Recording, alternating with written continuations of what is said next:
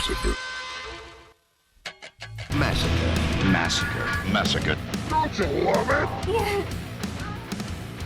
Welcome in, have a seat. It's Massacre Radio on this episode number 38, it says here on my dossier. Yeah, that's right, I have a dossier. Anyway, I, of course, am your host, Membersonly Dave, and today we have yet another great show planned for you, as a little bit later on, I'll be joined by Kerouac. He was the actor that portrayed Sergeant Connor in the shot-on-video classic 555. You know, back in my VHS collecting days, 555 was seen and still is seen as somewhat of a holy grail, so to speak. It was one of those elusive tapes that everyone seemed to want. I'll have to ask Greg if he has an original copy and all that. Hey, maybe he'll even sell it to me. Anyway, all that and more still to come. Stay tuned. It's Massacre Radio, baby. Come on! You're listening to Massacre Radio. I'm a busy guy. Between work, my kids, and my wife, there never seems to be time for it all. That's why it's important for me to maximize my free time and get a little R&R. It ain't easy getting peace and quiet around old Chatty Cathy over here. Did you say something, honey? You must be hearing things, sweetheart. Anyway, I learned this new technique earlier this week. Here, let me show you. You're really gonna like this. Now, it took me a while, but with a little practice, I managed to finally get my head up my ass. It doesn't even really stink all that bad in here. Not to mention, time seems to slow down when I'm in here, like everything around me just stops almost. And that's a good thing, because then I can catch up on my favorite radio programs without it eating into my actual day. You know, awesome, just in time too. You know, my wife always told me I can go and shove my head up my ass, and now that I've actually done it, I wish I'd figured out how to do it long ago. Anyway, I better get back out there. She's probably getting worried about me. Whew, fresh air. Yeah, I know, you should. You did. Hang on. Shh, babe, did you hear that? I don't hear anything. It sounds like someone's listening to the radio. No more for a while. And then Massacre Radio. Super low budget 6-day shoot. Membersonly Dave on Massacre Radio. You don't want to fuck with this guy. Only on WKMA Cleveland, an HD2 station. Yeah, that's right. You're dialed into Cleveland's hottest radio program, Massacre Radio, on WKMA Cleveland, an HD2 station. And wouldn't you know it, joining me now, courtesy of the Massacre Radio hotline, which you too can call at 440-941-8585. It's Greg Kerouac, who portrayed Sergeant Connor in the shot-on-video classic 555. Hey, how about that? Greg, it's an honor to speak with you today. Thank you for your time. How you doing, man? I'm doing just fine. This is a very interesting occasion for me. All right, Greg, so what do you say we get into it? So what exactly have you been up to in all these years since shooting 555? Anything of note by chance? Oh, my goodness. I've had pretty much my whole life since then. I did more acting a little while after I did 555, but not much, really. I think the last thing I did was a tour of Taming of the Shrew in the state of South Carolina. And then after that, I've just been working, having a family, had a child very late in life who's kind of the love of my life. And that's where I'm at now. I'm 64 years old, and I got a 16-year-old kid. By the way, before I forget, I wanted to ask you, how old were you when you were shooting the film? Let's see, that was not quite 30. Not quite 30. How about that? Okay, so our crack research department here at Massacre Radio gave me this note, and I'm reading it as written. It says here, prior to appearing in 555, you were in fact a stage actor, and that 555 was your only movie role. My question here, Greg, is, was acting in movies something that you had always aspired to do, or was it something you sort of fell into? It was something I always aspired to do.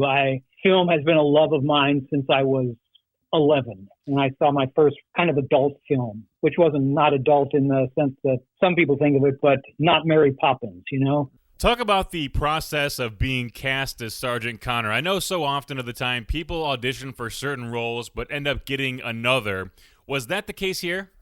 I was looked at for Sergeant O'Connor right from the beginning because I was kind of older looking for my age. The guy that actually played my partner was several years older than me, but kind of looked younger. But I had the receding hairline, kind of a grizzly face, and gaunt, tall, thin, gaunt looking. So I was always looked at for Sergeant O'Connor. And it was a very typical audition. We auditioned in the garage, which is eventually where we shot the film. And, there was not a super big crowd for at the audition, but there are a lot of people there, a lot of people interested in doing it, just because I guess they look at it kind of like Jack Nicholson doing a Roger Corman film in his early days. They're terrible films, kind of very low budget films, but it's nice to have something on film. Now, of course, this movie was made long before the days of the internet, so my question here, Greg, is how did you find out about the role of Sergeant Connor and the film 555? Were you friends with anybody involved with the production of the film, like Wally Koz by chance, or did you see a posting of it somewhere on a bulletin board? What was that process like? There were several audition boards that I always kept abreast of, and it was on one of those. Now, I mentioned Wally Koz, the director of the film, so I have to ask you, it says here it was his first and only movie he directed, and I think he was in his 40s at the time, age-wise. Based on what you remember, talk about his approach to directing on set and some of the things that he did leading up to shooting each scene to make the actors comfortable or what have you. He was for being inexperienced, he's a very in-charge kind of director. And he basically, by force of personality, just kind of compelled you to give him what his vision was, give him what he wanted. And it was very interesting that way. His brother, too, for a first-timer, I thought wrote a very good script. I was always very picky about scripts, and I worked with the Playwright Center in Chicago developing new scripts all the time. So I've seen a lot of scripts, brand new scripts by first-time writers, and I thought both the script and the director for this were kind of large and in charge, They didn't act like they didn't know what they were doing. They didn't act like it was the first time. For being a shot-on-video flick, Greg, 555 is actually pretty good, I thought, and your performance in particular was more than solid, and you certainly held your own and brought a sense of professionalism to the screen. My question here, Greg, is, was that a case of you being a leader, so to speak, where you set the tone and the bar for the other actors to match because of your previous acting background, or was everyone pretty much on the same page in that regard? No, that I was kind of the most experienced actor on the set. There's no doubt about that. I'd done more than 50 stage plays at that time, and most of the other people were kind of very early on. I think some of them was their first thing that they'd ever auditioned for. But they kind of took their lead a little bit from me, and that was kind of an honor. It was nice to be treated that way. You don't always get treated that way in the theater. Greg Kerouac is my guest today on Massacre Radio. He portrayed Sergeant Connor in the shot-on-video classic 555. Okay, so the film is more or less a detective police drama, more so than a straightforward horror flick. How was the film pitched to you, Greg, before you started working on it? Was it described more as a horror film or a detective drama or what?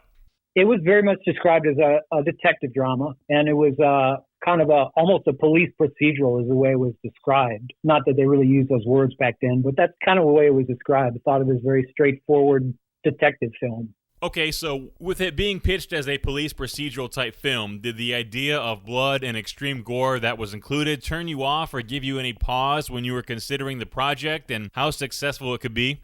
No, that didn't bother me at all. Like I say, we kind of thought of it, many of us thought of it like a Roger Corman film, So there would be cheesy special effects. There could be anything in a Roger Corman film. He just worked with a low budget, and you just kind of took it as it came. There was very little that could shock me back in those days. There's probably more that can shock me these days than back then when I was consider myself a hip young actor and that kind of thing on the scene and all that. So no, I took it in stride. I think everybody took it in stride. Now, you had mentioned in the years since wrapping production of the film, you've had a child who is about 16 years old now. Have they seen the movie by chance? I mean, are they even interested? What's their take on this whole thing? I don't think he's seen the film yet. He knows about it, and he's seen stills from it and that kind of stuff. And he has a generational treasures box, a generational family treasures box that has stuff from his grandfather and his grandmothers and all these different people. And in there is the original VHS copy of 555. That's one of his treasures. An original copy of 555. That sounds like quite the treasure. Now, I want to get back to that in just a second, but I also wanted to ask you about one of your co-stars in the film, Susan Rather. One of the more memorable scenes is where she calls you and I'm quoting this from the movie here, a Irish c***er. Now, what do you remember most about working with Susan Rather on the film? She was kind and eager to learn and brassy, and she was very much like her character. She was not a very experienced actor, but she just dove in, just like everybody did in that. We didn't treat it like it was low budget or anything like that. We figured, we're going to make the best thing that we can make. And we worked really hard on the set while the directors and stuff and prop people were setting up. We would be running our lines and trying to get better. And she was in the forefront of all that. She was there eager to, help everybody out with their lines and do her lines and that kind of thing, rehearse. And that all goes back to what I had mentioned earlier, Greg, is that's what makes 555 stand out amongst other shot-on-video flicks from the time, is that the acting is pretty good all around, yourself included, I wanted to ask you, did they by chance give you and the other actors any latitude to change lines here or there, or improvise where you see fit, or let you guys make any creative suggestions of any kind by chance? No, not really. We were very committed to that script. In other situations, in other circumstances I've been in, felt like at the Playwright Center where I was talking about, you felt like you should say, this is really an awkward line here. Could we do something a little different with it? But really, this script just was smooth and flowed, and we really just tried to learn our lines the best we could. Any mistakes, any deviation from the script was our mistakes rather than trying to improvise. It was just because we didn't have that much rehearsal time. Mm-hmm. It was whatever we could grab. So after completing the production of the film and finishing the project, what was your biggest takeaway, Greg, from everything that transpired on the set, and what were your thoughts as to how the film might turn out? Truthfully, I left the set and essentially never looked back. I did not see the film until probably 25 years later. For the first time. I was working at Texas Parks and Wildlife at the time, and I mentioned the film to somebody, and I don't know why, a friend of mine there, and I don't know why it engaged him so much, but he started researching the film and found a copy of it and staged a first night for me, where he invited a bunch of the people from Texas Parks and Wildlife, and we screened the film, and that was the first time I had ever seen it. Wow, 25 years later, that is pretty wild. You mentioned earlier about the sets being built in a garage, specifically the scenes in the detective's office, or whatever. Were most of the scenes that didn't take place outside shot in that garage, or were there other locations? Everything was in the garage. As far as I know, that it was split into two things. There was the couple scenes and the murder scenes and that kind of stuff. And then there was basically dialogue scenes and the police procedural type scenes. And we were not on set for any of the other stuff except for our stuff because the people were doing kind of nudity and the set was private, very private then, the least number of people on there at a time. So all of our interior stuff was shot in the garage in that one office scene. And then we did a few exterior scenes, which were just basically nearby in the neighborhood kind of things, where we'd be in our car, staking out, that kind of thing. Well, I guess that answers my next question about whether or not you were present during any of those kill scenes or the sex scenes or what have you, but we're going to take a brief time out here on Massacre Radio and be back with more from my guest, Greg Kerouac, after this. You've seen it on VHS.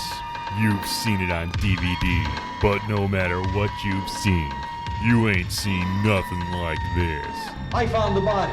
For the very first time, watch 555 on the all-new Blu-ray. Shot in blood red video for your viewing pleasure. Just the thought of that makes me sick. Don't get caught fooling around. Get your copy now. Warning, may cause damage to your brain cells. Criminals are stupid fuckers. All new from Massacre Video. Viniendo después, Massacre Radio. Los ingredientes para un matrimonio sin amor puede ser más barato de lo que piensas. Aquí mismo en WKMA Cleveland, una estación HD2. You're listening to Massacre Radio on WKMA Cleveland and HD2 station. My guest today is Greg Kerouac from the movie 555. He, of course, portrays Sergeant Connor. Do you remember any specific hardships or problems that came up during any of those scenes that you were a part of or that you can remember or share with us? Nothing serious. Wally Koz and I occasionally would, butt heads. But like I say, he was very in charge, and it wasn't a kind of disrespectful thing. It was just trying to give him what he wanted and trying to communicate better, that kind of thing. The only other thing I remember is one time I was sitting there on the desk in a scene, and I'm looking around at the props and everything on the desk around me, and I go, this is not right. We had the props set up for one scene, but we were doing a different scene. So there's a huge continuity problem waiting to happen, waiting to be shot. And I said something about that, and we shuffled everything around, and everything was back on track. But that only happened once. This is really, like I say, pretty smooth shooting all in all. Yeah, I'm sure Wally was hyper-focused on finishing 555 and making it all that he could, but during the downtime and in-between scenes or anything like that, did he mention any future projects he was rolling around ideas for by chance? No, we didn't approach that subject at all. Did you by chance keep any of the props or wardrobe that were used in the film by chance? Like that suit I just asked you about, or maybe the knife the killer used, or anything like that at all? Nope, not a thing. You kind of touched on it earlier, Greg, about how you shot the film and never looked back, and then you had a screening for it some 25-odd years later. But how about these days? What is your friend and family reaction to the film? Is it overall a positive reaction, or are they kind of lukewarm, to say the least, on the whole thing? Well, I sent a copy around to my brothers and sisters, and they passed it around. They didn't have a whole lot to say about it. It was more a novelty, probably not their cup of tea exactly, but they passed it around and mailed it back and forth. A couple DVDs I sent around, and they all watched it. Not a lot of comment about it, just that I did it. Weird brother Greg does something else. Greg, I love the scene where you're wearing the turquoise suit merely for the simple fact that I think it looks cool. Was that suit from your own personal closet? No, there were times during my acting career that I kept a couple of the suits that I worked on, but that was supplied by Wally's wife. She did the costuming for it, and she picked that one out for me, and I always thought it was hysterical. I love that suit. It was so Sergeant Connor. And along those same lines, Greg, I'd be remiss if I didn't ask you about the infamous Pontiac Fiero featured in the film. Was that your car by chance, or whose was it? What can you tell the good folks listening to this fine radio program around the globe about the Pontiac Fiero? I can't really tell you a thing about that. I didn't even know what kind of a car it was until you told me. It would have. I was focused on my stuff and whatever they put me in, and whatever clothes they put me in, and whatever car they put me in, and whatever park they put me in. I was good to go. I was trying to remember my lines and try to be as good as I could be. It's also my understanding that some fans of 555 reached out to you asking to obtain your original copy of the film on VHS, of course. What can you tell us about that exchange, and did you eventually give in and sell it to them? I did not. My son would not let me. Oh, so you did consider it, but you were eventually talked out of it, is what you're saying? Yeah, I actually probably would have sold it because, money's always been elusive for me. So, I probably would have sold it, but he just wouldn't have anything of it. It was going in the treasurer's box. There was no doubt about that. But I did have somebody just call me up out of the blue this year. This year there's been more attention from this film than any other year in my whole life by far. There was basically none the rest of my life except for, the guy that staged the screening at Texas Parks and Wildlife.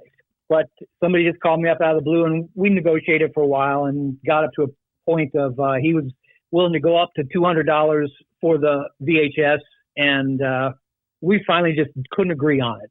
And Lewis at Massacre Video told me that they had gone for $1,000. Now, I don't know if that's asking price or they actually got the $1,000. So I guess I was kind of glad I didn't sell it after that.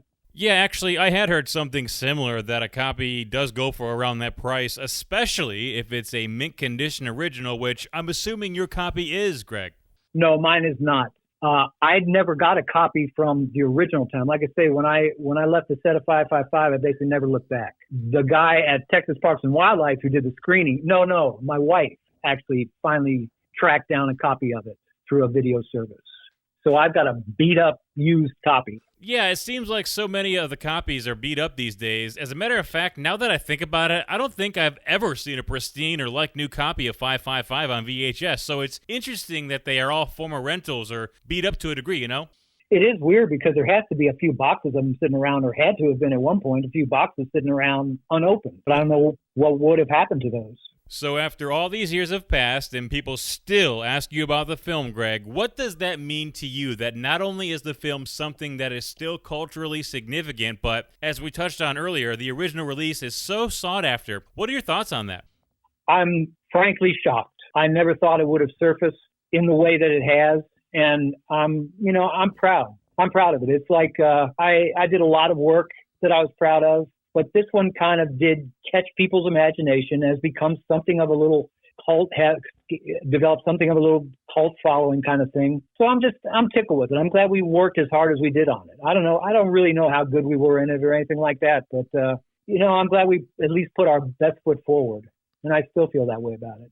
Now, this question might seem out of left field here, Greg, but I am dying to ask simply because I want to know. What can you tell me about Frankie Hollywood Rodriguez, the person who made the music for the film? Did you have any encounters with them or anything you can tell us about Hollywood Rodriguez? There is absolutely nothing I can tell you about that. That was production end, and I just don't know anything about it. Like I said, I knew that was a silly question, but I had to ask because with a name like Frankie Hollywood Rodriguez, how could I not ask? You know, maybe you had some insight that we didn't know about. But anyway, before we get you out of here, it's also my understanding that you will in fact be in attendance as Massacre Video is trying to put together some screenings of 555. What can the fans expect if they show up to one of these screenings? Anything special in mind by chance? I've only heard Lewis allude to that one time, so I don't know what he has planned, but I would consider that fun. I would just be interested in seeing what people had to say. I imagine there'd be some detractors, but mostly people who would just, feel about it the way you're supposed to feel about something like that. Like it's a fluky thing. It's done from a point of, love and respect and for film and for the medium. So I hope most people will come and we can discuss that aspect of it. Greg Kerouac has been my guest today on Massacre Radio. Hey, thanks again for your time today, Greg, and we look forward to seeing you at a screening of 555, man. That's going to be great. Okay, thank you for having me. Massacre Radio. Well, would you look at that? Another episode of Massacre Radio is in the books. Be sure to keep your eyes peeled for the details on that 555 screening Greg and I were speaking about. That's sure to be happening a lot sooner than you may think. And also the 555 Blu-ray. I thought the DVD looked good, but I hear the Blu-ray is even better. So that's also something to look forward to. Anyway, I got to get out of here and watch the Cavs game. Hey, Cavs in 6 over the Celtics. What do you say? You heard it here first. As always, I'm Membersonly Dave, and I'll talk at you next week. This is how you remind me.